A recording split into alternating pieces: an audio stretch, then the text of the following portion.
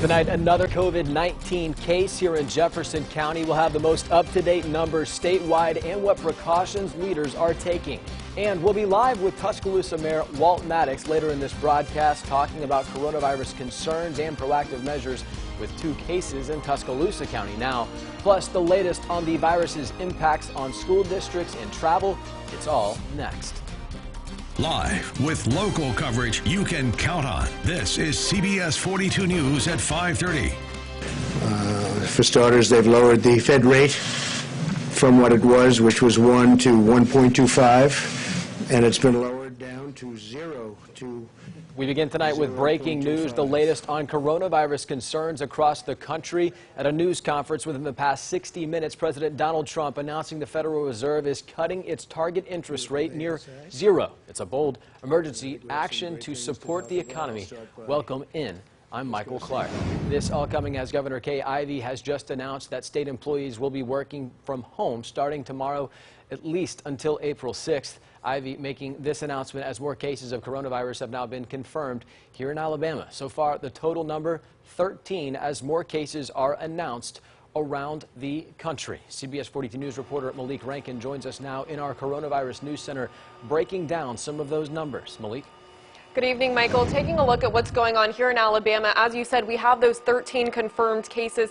7 of those, are in Jefferson County, 2 of those in Tuscaloosa County, the rest scattered across the state. And comparing us to other bordering states right now, Georgia pushing 100 cases, Florida now well over that. Our neighbors in Mississippi below us at this point with about 6 cases. But now if we could zoom out here, take a look at what's happening across the country. There's over 3,200 cases. These numbers are were updated this afternoon, but Seattle, Washington, the entire state now has 642 cases.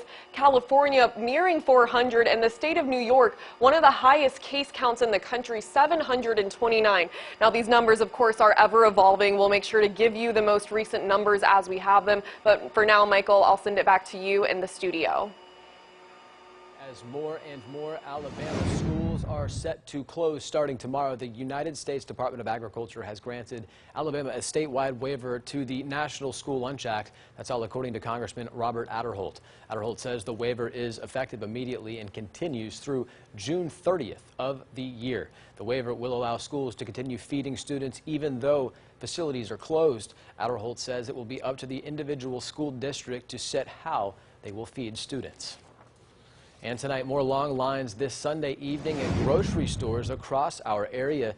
This is video of Air 42 over Costco in Hoover. Shoppers are clearing out all store supplies of hand sanitizer, disinfectant wipes, water, and paper products. Stores across the Birmingham area haven't been able to restock to keep up with demand. Several of the people we spoke with today said they're trying to do the regular shopping, but are having a difficult time just buying the basics.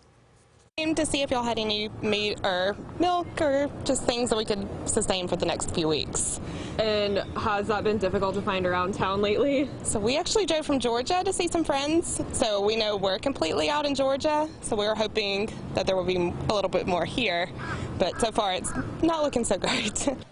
You may have heard the president say in his news conference a lot of this is unnecessary. Several grocery retailers have adjusted their hours to allow for proper cleaning and restocking. We'll have an in-depth look at all of this tonight at 10 o'clock.